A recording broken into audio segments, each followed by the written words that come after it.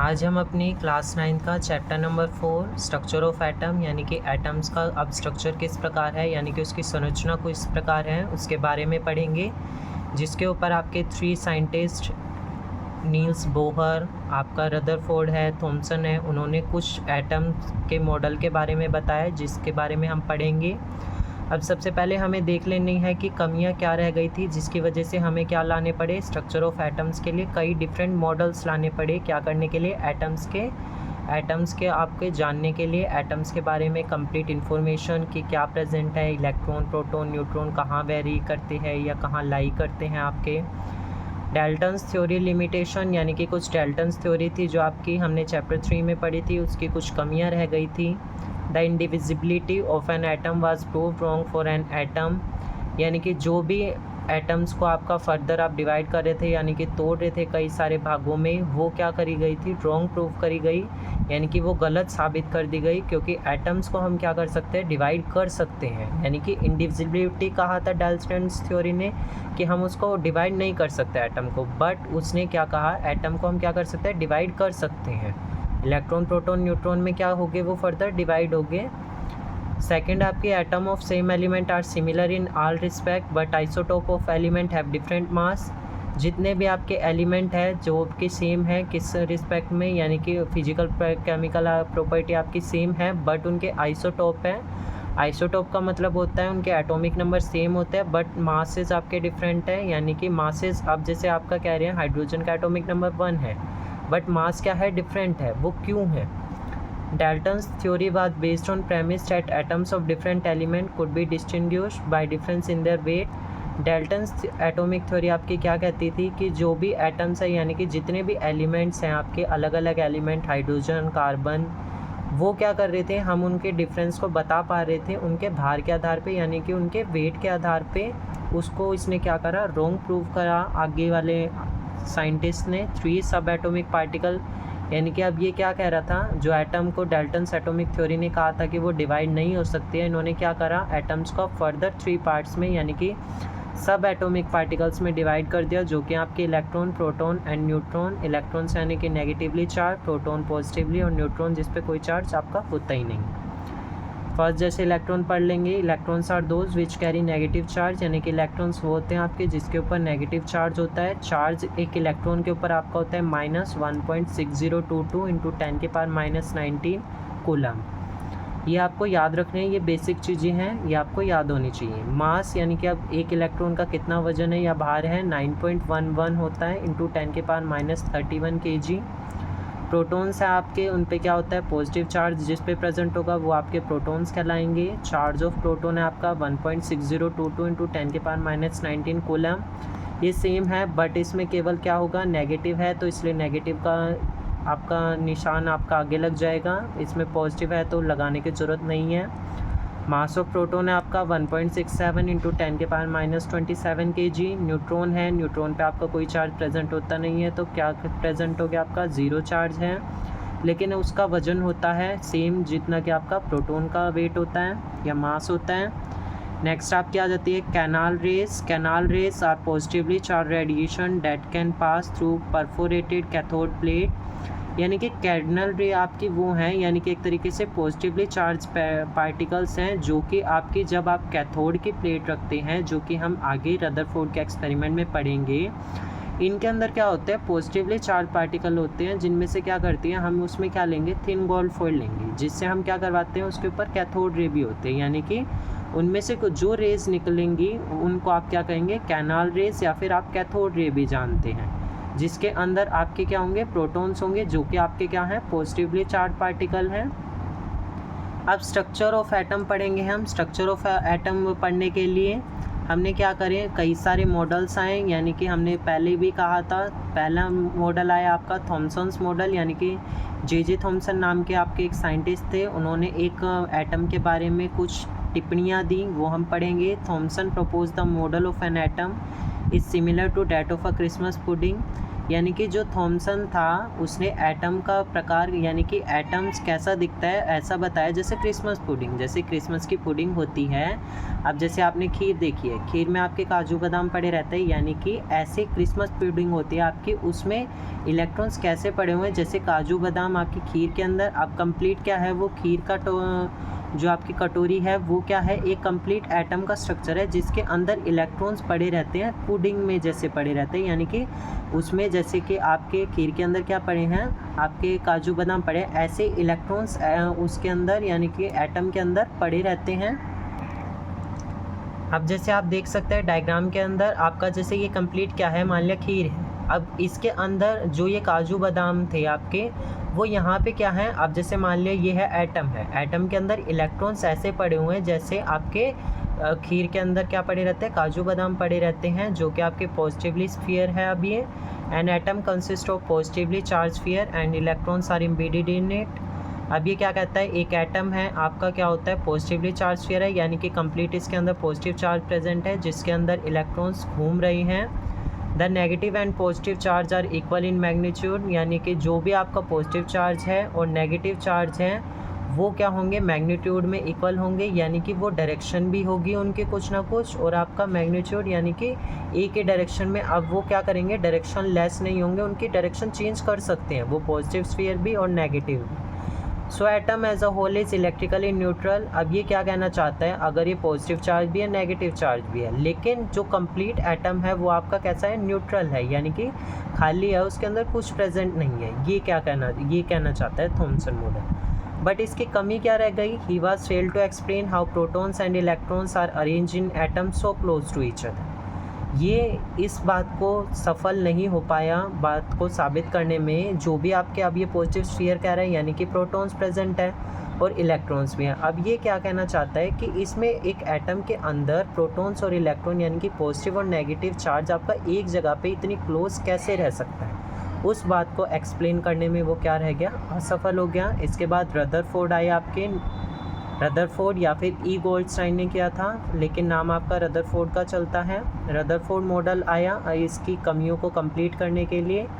Rutherford model ने क्या कहा, इन इस experiment fast moving alpha particle were made to fall on a thin gold foil. उसने अपने एक्सपेरिमेंट के अंदर क्या करा, जो भी अल्फ़ा पार्टिकल्स थे उसको क्या करवाया, किसके ऊपर बॉम्बार्ड करवाया, यानी कि किसके ऊपर गिराया, थिन गोल्ड फॉइल के ऊपर। अब उसने थिन गोल्ड फॉइल ही क्यों सेलेक्ट की, क्योंकि थिन गोल्ड फॉइल के ऊपर आपकी डिफ्लेक्शन है, यानी कि जो भी वो एंगल बनाएंगे या फिर कुछ स्टेट निकलेंगे वो क्या करेंगे, अच्छे से शो होंगे। He selected thin gold foil because gold foil was about 1000 atoms thick. उसने एक गोल्ड फॉइल को यानी कि पतली सी गोल्ड फॉइल को ही सेलेक्ट किया, क्योंकि गोल्ड फॉइल आपकी क्या है, 1000 एटम्स, यानी कि जितने एटम्स आपके मोटे होते हैं उतने ही आपके थिन गोल्ड फॉइल यानी कि बिल्कुल एक तरीके से पतली है, जितने कि 1000 एटम्स आपके मोटे होते हैं उससे भी पतली है। The fast moving alpha particle are doubly charged helium ions, यानी कि जितने भी आपके अल्फ़ा पार्टिकल थे उसके ऊपर हीलियम आयंस थे और जिनके ऊपर डबल चार्ज प्रेजेंट था, यानी कि एक एटम का जितना है उतना उससे डबल प्रेजेंट था। दे है मास ऑफ 4u। अब जैसे हीलियम का एटॉमिक नंबर आपका 2 है लेकिन मास कितना है, 4u है, यानी कि डबली चार्ज है, which means alpha particle have considerable amount of energy. यानी कि हम कह सकते हैं कि जो अल्फ़ा पार्टिकल है उनके पास इतनी एनर्जी थी कि वो क्या कर सकते थे, उनको तोड़ सकते थे या फिर उनको फर्दर डिफ्लेक्शन आपके शो करवा सकते थे। As alpha particle are much heavier than protons, so he did not expect to see large deflection। जैसा कि हम जानते हैं कि अल्फ़ा पार्टिकल क्या होते हैं, प्रोटॉन से आपके भारी होते हैं, तो उसने पाया कि जो आपकी लार्ज डिफ्लेक्शन है यानी कि ज़्यादा डिफ्लेक्शन, उसने अनुमान लगाया कि हम ज़्यादा डिफ्लेक्शन नहीं देख पाएंगे जब हम क्या करवाएंगे, पास करवाएंगे। अब जैसा आप देख सकते हैं ऑब्जर्वेशन आपके क्या कह पाएँ। अब इसमें आप पहले डायग्राम देखेंगे उससे आप समझ जाएंगे। अब जैसे आपका ये डायग्राम दिया गया है इसमें देख सकते हैं, अब ये क्या है आपकी, अब ये एटम्स हैं, अब ये क्या करवाई हैं, ये अल्फ़ा पार्टिकल, ये थिन गोल्ड फॉइल है आपकी। अब इसके ऊपर क्या करिए, अल्फ़ा पार्टिकल्स को आपने लाई कराया। अब यहाँ पे ये क्या है, थिन गोल्ड फॉइल है, गोल्ड के एटम्स हैं। अब ये क्या थी आपकी, अल्फ़ा पार्टिकल है। अब आप देख पा रहे हैं कुछ अल्फ़ा पार्टिकल तो क्या करेगी, जब क्या करा, ये थिन गोल्ड फॉइल के ऊपर हमने बॉम्बार्ड करवाई यानी कि गिराई, तो क्या करे, कुछ अल्फ़ा पार्टिकल तो क्या करेगी, सीधी निकल गई किससे, थिन गोल्ड फॉइल से। यानी कि हम क्या कह सकते हैं, most of alpha particle pass through gold foil without any deflection, यानी कि उन्होंने कोई भी डिफ्लेक्शन नहीं करा, ये क्या कर गई, स्ट्रेट निकल गई। अब यहाँ पे हम देख सकते हैं मोस्ट ऑफ अल्फ़ा पार्टिकल क्या कर गए, डिफ्लेक्ट हो गए अपने पाथ से, यानी कि अब यहाँ पे देख सकते हैं अल्फ़ा पार्टिकल आए, बम्बार्ड होके थिन गोल्ड फॉइल से क्या कर गया, अपने पाथ चेंज करके, यानी कि अब क्या करा, कुछ ना कुछ यहाँ पे एंगल बना रहे हैं, कुछ क्या कर गए, अब कुछ अल्फ़ा पार्टिकल ने क्या करा, 90 डिग्री का एंगल बनाया, कुछ ने 45 डिग्री का बनाया, यानी कि इनमें कुछ ऑब्जर्वेशन आपकी देखी गई, उन्हें हम देख लेते हैं। अब आपकी क्या क्या ऑब्जर्वेशन पाई गई वो देख लेते हैं। Most of alpha particle which are fast moving pass straight through the gold foil, यानी कि कुछ अल्फ़ा पार्टिकल थे जो कि आपके तेज़ी से चलने वाले थे, वो क्या कर गए, गोल्ड फॉइल से बिना कोई डिफ्लेक्शन शो हुए क्या कर गए, पास हो गए। Some of alpha particle were deflected by foil by small angle, कुछ अल्फ़ा पार्टिकल क्या कर गए, छोटे छोटे एंगल बना के वहीं पे दोबारा पाथ चेंज करके उसी डायरेक्शन में चले गए। 1 out of every 12,000 particle appear to rebound, rebound का मतलब होता है अपनी पोजीशन को चेंज कर लेना। अब जैसे अल्फ़ा पार्टिकल आ रहे थे, यहाँ से क्या करके अपनी पोजीशन चेंज करके अगेन उसी डायरेक्शन में चले गए, तो वो क्या कह रहे हैं हम, रिबाउंड कर गए। नेक्स्ट आपका रदरफोर्ड ने कुछ एक्सपेरिमेंट से, जो भी उसने एक्सपेरिमेंट किया था उससे कुछ कंक्लूड किया, यानी कि कुछ पाया, उसे हम देखेंगे। Most of the space inside atom is empty because of alpha particle pass through gold foil without being deflected. अब ये क्या पाया, उसने देखा कि जो एटम का है सारा हिस्सा कैसा है, ज़्यादातर पार्ट कैसा है, न्यूट्रल है, यानी कि खाली है, क्योंकि जब भी तो अल्फ़ा पार्टिकल क्या कर रही है, जो भी अल्फ़ा पार्टिकल, अब जिनमें से कुछ अल्फ़ा पार्टिकल क्या कर रही थी, बिना किसी डिफ्लेक्शन के चली गई, तो वहाँ पे यानी कि कुछ ना कुछ क्या है, एटम का हिस्सा क्या है आपका, खाली है, तभी तो वो क्या कर रही है, बिना डिफ्लेक्शन शो किए क्या कर रही है, आगे बढ़ गई हैं। Very few alpha particle were deflected from their path, indicating that positive charge of atom occupies very little space. कुछ जो अल्फ़ा पार्टिकल है वो क्या कर गई, अपने पाथ से डेविएट हो गई, यानी कि चेंज कर लिया उन्होंने पाथ, जो क्या दर्शाता है आपका, जितना आपका एटम के ऊपर पॉजिटिव चार्ज प्रेजेंट है वो क्या कर रहा है, बहुत कम अमाउंट में आपका क्या कर रहा है, स्थान घेर रहा है। थर्ड है आपका a very small particle of alpha particle were deflected bye 180 degree, यानी कि कुछ अल्फ़ा पार्टिकल थे क्या करके 180 डिग्री का एंगल बना लिया, और इन्हीं एक्सपेरिमेंट के बेस पे या उसने जो पाया, उसने क्या था, nuclear model of an atom था उसका, जिसमें आपका एटम के बारे में ही बताया गया था, जिसकी कुछ विशेषताएं हैं या फीचर्स हैं उनके बारे में देखेंगे। There is a positively charge centre in atom called nucleus, यानी कि एक पॉजिटिवली चार्ज स्फीयर है, उसके अंदर जो न्यूक्लियस है यानी कि पॉजिटिवली चार्ज है यहाँ पर सारा एटम के अंदर। Nearly all the mass of atom resides in the nucleus, यानी कि जितना भी आपके एटम्स है या एलिमेंट हैं उन सारों का मास, यानी कि जितना भी उनका वजन होगा वो न्यूक्लियस के ऊपर, न्यूक्लियस के अंदर वेरी करेगा। The electrons revolve around nucleus in circular path, जो भी इलेक्ट्रॉन्स है आपके, जो हमने देखा था नेगेटिव इलेक्ट्रॉन्स थे, वो क्या कर रहे थे, सर्कुलर पाथ में, यानी कि सर्कुलर राउंड राउंड आपके घूमेंगे। The size of nucleus is very small as compare to size of atom, जो न्यूक्लियस का साइज है वो बहुत छोटा होगा जितने भी इसमें एटम प्रेजेंट है उनके कंपैरिजन में। जैसे कि आपका ये डायग्राम दिया गया है, जब उसने क्या करी थी, अल्फ़ा पार्टिकल्स को बम्बार्ड करवाया था किस पे, थिन गोल्ड फॉइल पे। अब इसकी कुछ कमियां रह गई वो देखते हैं। It fail to explain stability of atom, वो क्या कर गया, वो स्टेबिलिटी नहीं बता पाया, यानी कि एटम्स किस प्रकार स्टेबल है, किस प्रकार रहता है, उसको फेल हो गया उसको बता पाने में। It does not explain spectrum of hydrogen and other atom, अब वो क्या कहते हैं, हाइड्रोजन का स्पेक्ट्रम, यानी कि हाइड्रोजन किस प्रकार टूटा या उसने आगे कैसे डिवाइड किया, या फिर दूसरे एटम हैं उनके बारे में नहीं बता पाया। जिसके कमियों को पूरा करने के लिए आपका बोहर्स मॉडल्स ऑफ एटम आया। नील्स बोहर नाम के आपके साइंटिस्ट थे, उन्होंने एटम्स का बारे में फर्दर आपका बताया, जिसके अनुसार आपका क्या कहता है, atom consist of small positively charge nucleus at its centre. ये क्या कहना चाहता है, जो भी एटम हैं आपके, जो उनके ऊपर क्या होता है, पॉजिटिवली चार्ज न्यूक्लियस प्रेजेंट है, यानी कि न्यूक्लियस है उसके ऊपर सारों में क्या है, पॉजिटिवली चार्ज प्रेजेंट है, पॉजिटिव चार्ज प्रेजेंट है। The whole mass of atom is concentrated at nucleus and volume of nucleus is much smaller than volume of atom। जितना भी एक मास पे है, यानी कि जितना भी एक एटम के ऊपर मास है वो सारा का सारा आपका न्यूक्लियस पे वेरी करता है, यानी कि न्यूक्लियस के अंदर होता है, और जितनी भी उसका वॉल्यूम है वो क्या होता है, कम होता है उसके, यानी कि जितना न्यूक्लियस का वॉल्यूम है वो कम होगा जितना एटम का वॉल्यूम होगा आपका। All the protons and neutrons of atom are contained in the nucleus. जितने भी सारे प्रोटॉन्स और न्यूट्रॉन हैं एटम के अंदर, एटम के अंदर जो प्रेजेंट थे वो न्यूक्लियस के अंदर रहते हैं। Only certain orbit known as discrete orbit of electrons are allowed inside the atom, यानी कि कुछ ऑर्बिट्स, अब ऑर्बिट्स बनेंगे आपके, वो आगे आपका डायग्राम होगा, उसमें क्या है इलेक्ट्रॉन्स उनके अंदर रह पाते हैं। While revolving in this discrete orbit electrons do not.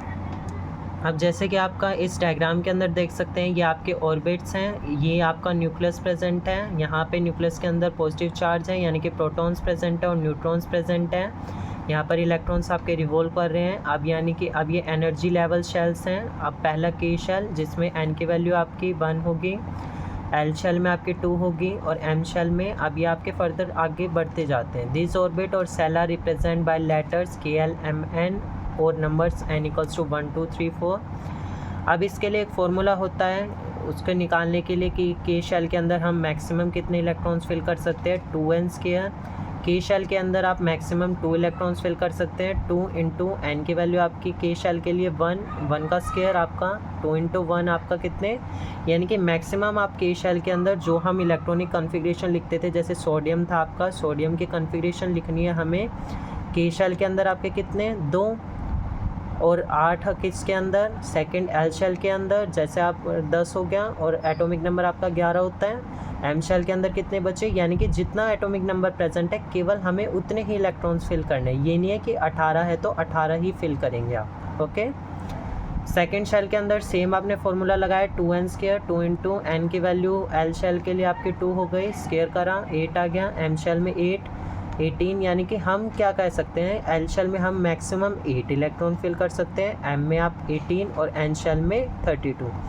अब ये एम शेल है, आपके कुछ केसेस में आप 8 इलेक्ट्रॉन्स भी फिल करते हैं इसके अंदर, वो आपका एक आगे आप फर्दर क्लासेस में पढ़ेंगे जाके। Maximum number of electrons that can accommodated in outer most orbit is 8, यानी कि जितने भी आपका, अब जैसे लास्ट शेल है, जो भी आपका लास्ट शेल होगा उसमें आपके 8 एटम्स होने चाहिए, तब क्या माना जाएगा, वो एलिमेंट क्या माना जाएगा आपका स्टेबल माना जाएगा। अब जैसे आप देख पा रहे हैं सोडियम के लास्ट शेल में कितने 1 इलेक्ट्रॉन है, बट हमें स्टेबल होने के लिए कितने चाहिए 8। अब ये क्या करेगा 7 और चाहिए, इसको 7 इलेक्ट्रॉन्स और चाहिए, क्या करने के लिए, अपने आप को स्टेबल करने के लिए। तो ये क्या करेगा 7 इलेक्ट्रॉन्स दूसरे किसी एलिमेंट से क्या करेगा ले लेगा, तो और अपने में क्या कर लेगा कंप्लीट 8 इलेक्ट्रॉन्स कर लेगा और क्या हो जाएगा स्टेबल हो जाएगी। यानी कि मैक्सिमम आपके शेल में कंप्लीट लास्ट वाले शेल में आपके 8 होने चाहिए।